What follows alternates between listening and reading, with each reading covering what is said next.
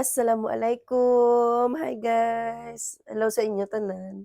So, gina-video ko ni subong ang date subong February 18, 11:57. So first day sang Ramadan diri sa Brunei is February 19. So karon sa kaagahon ginatawag na ni sa nga sahur. Karon sa kagahon ang start sang fasting. So before so ma-start na ang fasting after sang Fajr prayer, time sang Fajr. So apo niya 11:57 na subong, wala lang ko dugay nagbugtaw guys, nagtulog ko kagina kay natulugan temprano ang ako nga baby nga gamay, nga 1 year old. So bag-o lang papaya nagsaka kag ang magulang yaman, so ako naman ang nanaog, ako nagbulos kay may ilubrahon pa ko. So, are ha, 11:57. So karon mga 3 dapat makaon na kay after mga 4 plus kung mag-azan na, so ano na fasting na start na sang fasting. So first day sang Ramadan diri sa Brunei is February 19. So subong mahimo ko sa akon nga hilibuon nga leche flan nga may cream cheese. Do cheesecake siya guys. So mapa-kusina ko danay. So 11:57 manog 12:00 may tinigang na nagluto na ako ni sister-in-law. Kag ari nga kon himo nakagina ko na himo ko na ni kagina pa ang caramellia fara para sa leche flan nga himuon ko. Na actually ang leche flan ni guys paborito na di sa akon nga father-in-law kag sa akon nga brother-in-law. So per mi gina sila gakaon kung maghimo ko. So ari sunod-sunod nga adlaw ang himo ko kay ga trial and error ko. Kay gahimo ko sa akon nga nga own nga ingredients para sa lang kay may gusto ko nga lasa nga gusto nga i-achieve. So ginahampangan ko ang ingredients niya kag gastik na ko sa diin nga kung sa diin gusto ko na ang iyang nga sabor. So, maano na ko sang iyang ay ma-mix na ko sang mga ingredients. So, ari guys, share ko lang sa inyo ginbakal ko nga blender. Ginbakal ko gid ni para lang sa leche flan nga himuon ko. So, naka-separate ni sa dapat pagiti pagamiton sa iban kung maghimo kada mga dapat pang Bombay, hindi pwede. Miskan himo ilimnon nga shake wala ko na di ginagamit. Pang leche flan lang gini saya. So, magamit ko blender. Wait lang guys, nalipat ko ang cream cheese. Wait lang. So, ang kinalain lang ni, may ginabutang ko din nga cream cheese. Kung sa aton mga traditional tang nga ginahimo, nga leche flan kung sa aton sa Pinas, wala cream cheese, di ba? Egg lang kag mga gatas, condensed milk kag evaporated milk. So, ari mabutang ko cream cheese. So, lain lang iya nga sabor kung may cream cheese sa do ka creamy nga basta kanamit pagid ko may cream cheese. So ipakita ko sa inyo guys kung paano himuon. Just in case So ipakita ko sa inyo maghahimo sang leche flan nga may cream cheese. Just in case nga wala pa kamo kabalo or wala pa kamo ka-try. I-try niyo sa inyo balay. So viral sa subong mo. Ginatawag nila quesillo na caramel pudding na may cheese, cream cheese. So, ari ang iyang is 250 grams. 250 grams. Butang ta lang sa blender. Kabalo ka mo kung nga gagamit ko blender instead nga maggamit sang stand mixer. So, nag-try ko guys. So, first try ko gamit ang may cream cheese ni hindi sa na-dissolve, hindi sa na mix sang insakto sa ingredients ko nga iban. Gabilog-bilog sa kung magamit ko sang stand mixer. So amo na nga nagbakal gid ko sang blender para sa diri kay ang cream cheese ni kinanglan gid siya i-blender. Kinanglan gid siya kaso siya. So, ari guys, ang itlog main ingredient. So, itlog, pulo ka bilog ang gamiton ko. So, gintanya-tansya ko lang niya. Hindi, kung makabasa ka mo, ang ginabutang nila, usually, sa amo ni nga measurements ng ingredients, nga may 250 grams nga cream cheese, ang ginagamit nila is 5 eggs lang. So, ako, nagamit ko 10 eggs para mabuhinan ang katamison niya, kay natamisan sila sang kung 5 lang.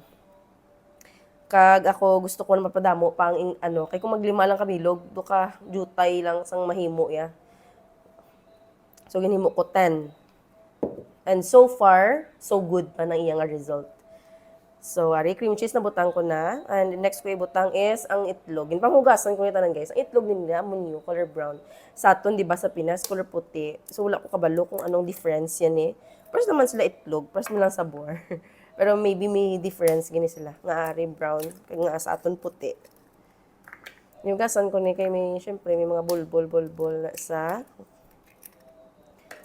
basi magkadto sa aton nga mixture. ASMR me.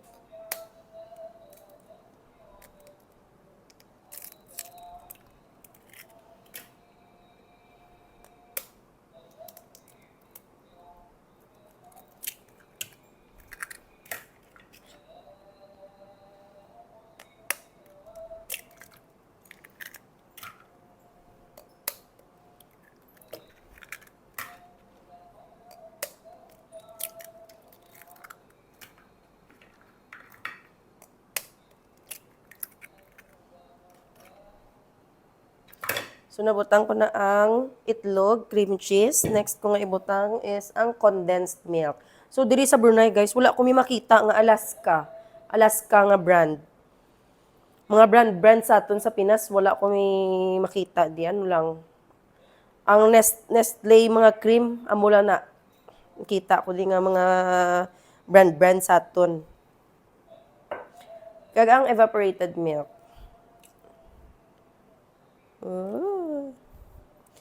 Kag i-blend ko na sa ha. So diri ko guys basta hindi ko taon kay diri ang extension no. Dili kalabot sa may lamesa. Wait lang. So kita niyo na. Parang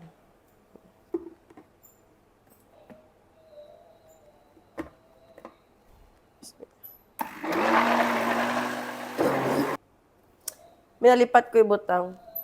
Mabutang pagitigali vanilla. Vanilla flavor. So, isa lang sang iyang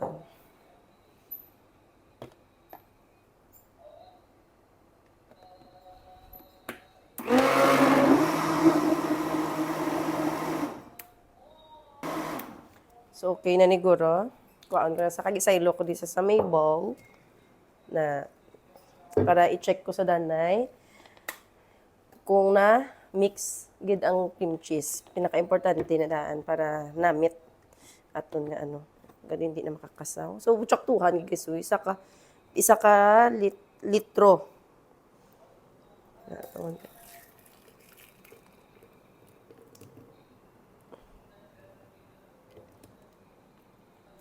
So lang tawon ko sa i-make sure ko gid nga wala bilog-bilog nga cream cheese. So far, wala na sa bilog-bilog, no? So, okay na ni sa. I-set ko ni sa danay. Bali, hindi ko sa pag-diretso bake. Mas nami ang texture pagid kung wala mga bubbles yan iyo. Kaya di ba nag-blend na. So, may mga bubbles pa sa. Amo na nga wala ko danay painit ang oven. Supposedly niya. Kung maghimo ka sang ingredients, kung mag-mix ka na, naka-on na ang oven para init. So, ako wala ko gin-on danay. Kaya i-set ko pa ni sa karon. So, subong i-on ko na ang oven, butangan ko sa danay sang tubig. Kay Bain Marie method ta sa paghimo sa iya. So, i-transfer ko na isa. Lang ang caramel to. So, nakatry man ko, himo sang caramel nga may mix nga tubig, nga jutay. So, hindi ko siya bet kung matapos na bake ang aton nga leche flan. Kido ka, lasaw sa iya color.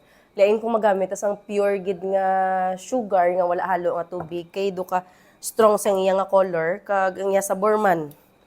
So since amo ni do kulang ang iya katamison, hindi parehas gid sang regular nga leche flan nga tamis.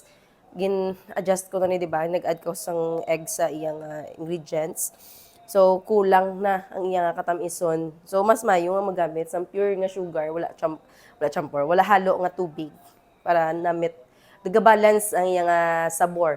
So makuha ko na strainer, lipat ko magkuha sa strainer. Kinanglan pa ni strain guys para ang aton nga mixture ni is wala mga buho bala sa leche flan ta. So para smooth ang iyang ano nga outcome karon. So makuha ko na isang strainer. Wait a minute. So pag saylo sa aton nga baking pan, naka-display gid sa tunga. Ari i-strain ko sa pakadto di.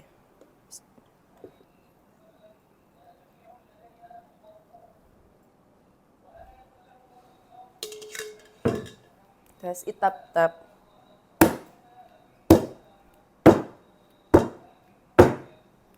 Para mag-pop ang mga bubbles. So, after tana, butang na sa sang foil. So, ang purpose ni sang foil, kung nga aga butang ta foil sa pag-bake or pag-steam sa aton nga leche flan is para ang moist hindi magkadto sa aton nga diriyo sa diri nga sides sang leche flan.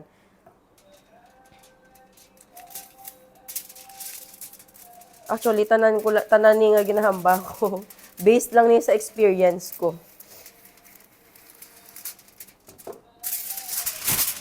Try ko sila ng favorite.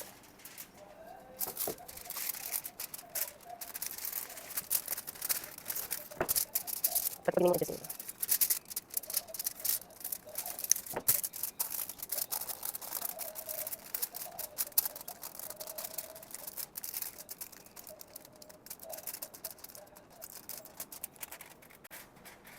Wait lang ta ha. So, mahulat ko mga pila pa ka minutes bago ko siya ibutang. I-rest ko daw na yung ako nga mixture. Manghimos ko danay. So, ibutang ko na siya guys sa oven. Nabutangan ko na to tubig ang aton nga oven. Ang sa sa butangan to niyo. So, ibutang ko na sa Bismillah. Pakita ko sa inyo. So, ginbutangan ko na sa tubig kagina. Gin-preheat ko na ang oven. Kagari ginbutangan ko na ang aton nga leche flan mixture. Wala malas ng sorry guys, kalaptas ang likod. So, i-bake na to sa mga 2 to 3 hours. Lantawon-tawon talang karon mga 2 hours 30 minutes lantawon ta na sa karon kung ano ng iyang estado. So, after ko to maghimo sang leche flan, nag-proceed ko di sa ako nga working area. So, medyo lapta. Hindi lang medyo, kundi lapta gid siya. So, may mga pending orders ta, especially sa aton nga mga money envelope. Kay diri guys, gamit gina diya ang money envelope kay manog Hari Raya. So, Hari Raya is April. Damo pa mga 200 pieces ang akong hilimuon nga money envelope. So, amo ni ginaamat-amat ko. Dapat everyday may progress gid. So, ano na. So, luto na mon kagahon na 3 AM na. So, luto na. Ani sa Euro kami dyan na Luto na amon nga kalanon for sahur. Chicken kag vegetables. Kag update sa aton nga leche flan luto na, ginkuha ko na sa kagina sa oven. Nalipatan ko nag-vlog gali kagina pag-ubra. So, ari na luto na sa mga 2 hours and a half ko man sa gin-bake. So, tapos naman kami kaon. Wala ko nagipakita gina ang pagkaon namon, syempre. Na man ko. Basi mailang sila. Video-video ko ya. So, bali remembrance ko lang ni sa 2026 nga Ramadan. So, hasta lang diri. Thank you kung nakalantaw ka hasta gid sa ulihi. Assalamualaikum.